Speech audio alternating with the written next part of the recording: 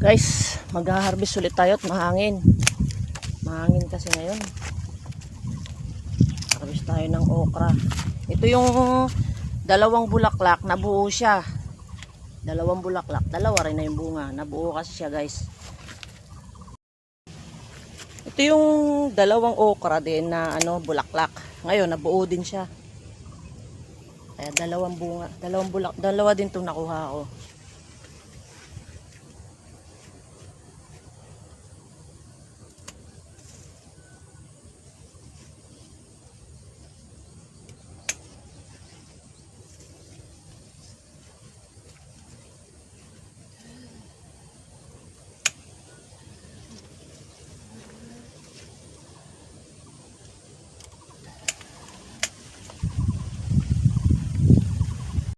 Dahil masipag munga ang ating okra, harvest tayo agad para dito migas. Ayan nyo guys, ang liit-liit ng sili ko pero marami siyang bunga. Ayan o, isa, dalawa, tatlo, apat, lima, anim. Ito, bali pito siya. Pito ang bunga. Kaya katatanim ko lang din yan wala pa yung siguro mga 5 buwan. 5 buwan. Wala pa nga 4 na buwan kasi March ako nag-start magtanim nito ng mga okras na siguro 3 buwan lang yan itong sili na to. Pero namumunga na siya. Ito naman guys, bell pepper. Ayan. Harvest tayo agad guys. Ating okra.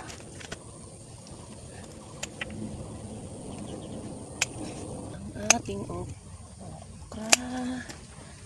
Tapos alisin natin ito ng mahangin ngayon. Kawawa.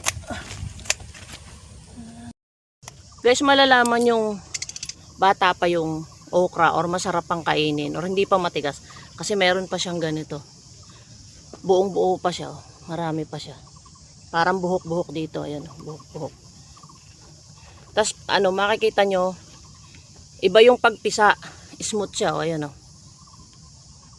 malagkit.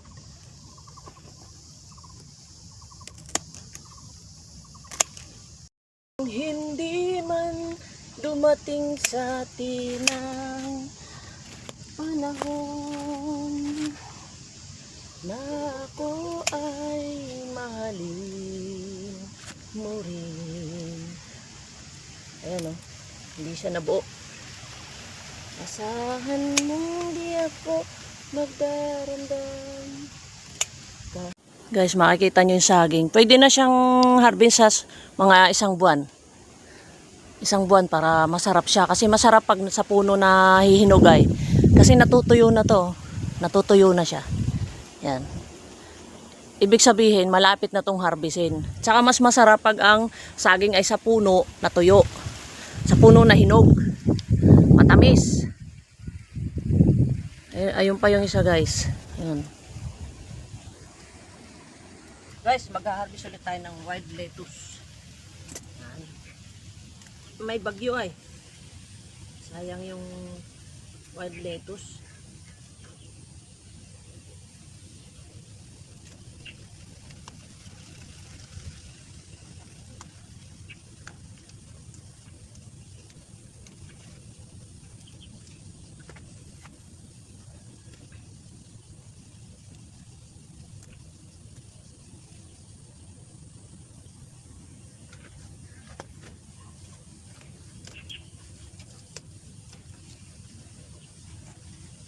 Ayaw nung iba nito guys, ganitong wild lettuce kasi mapait, pero masarap to. Mas gusto ko yung may pait. Ramdam mo yung sakit. Ramdam mo yung sakit ng nakaraan. Mahugot pa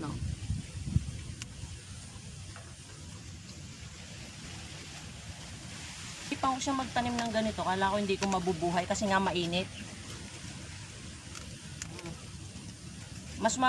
Mas malambot at masarap, yung balat nito, masarap.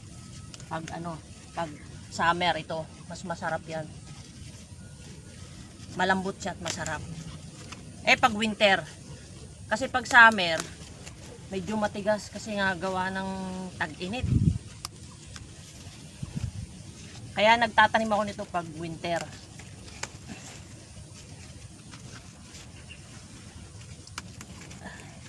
Masustansya kasi to. Wild lettuce.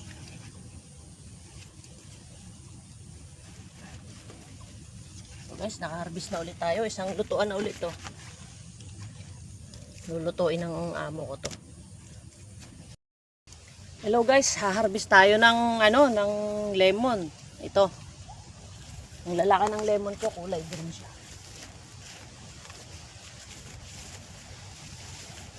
Ito siya. Kukuha tayo ng dalawa. Kulay green. Yan, dalawa lang. Daming bunga nito eh. Namulaklak pa siya. Ang galing. Nakakatuwa. Nakakatuwang magtanim guys. Ayan o. May tatlo na naman. Tapos may bulaklak na naman. Tapos tatlo. Ito pa. Daming bunga nito. Sa isang puno, namunga siya ngayon ng sa dalawa. Nakaka-harvest na ako ng isa, tatlo, apat, 5, 6, 7, 8, 9, 10, 11, 12. Tapos 13, 14. Tapos meron pa dito. Yan o. 15, 16, 17. 17 guys. 17. 17 siya sa isang puno. Tapos meron pa siya. Namumulaklak pa siya guys. Ayan o. Green na lemon siya. Malalaki siya. Napakaraming okra ngayon. Mga nasa 40 yung yung bulaklak siya. Yung iba hindi sumabay na bulaklak. Ayan na yung mga naharbisan ko.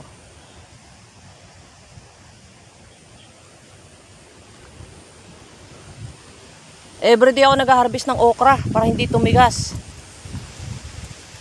Okay lang namang matigas pero nalaki kasi yung buto.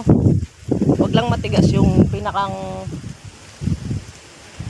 balat kasi hindi na siya makakain. Pero kung malambot pa yung balat, pwede pa, kaya lang malalaki na yung buto.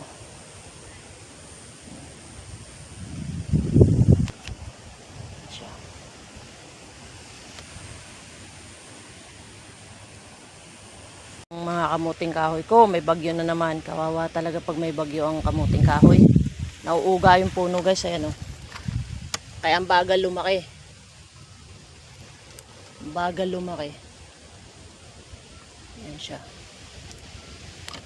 Binabawasan ko ng kasi mahangin.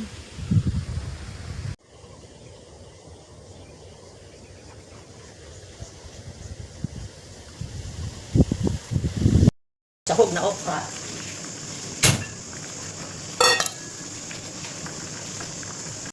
Itlog na may okra guys. Yan. Hindi natin ang konting. Sino? Okay na. Nabuot yung okra. Itlog. Itlog na may okra. Tortang okra.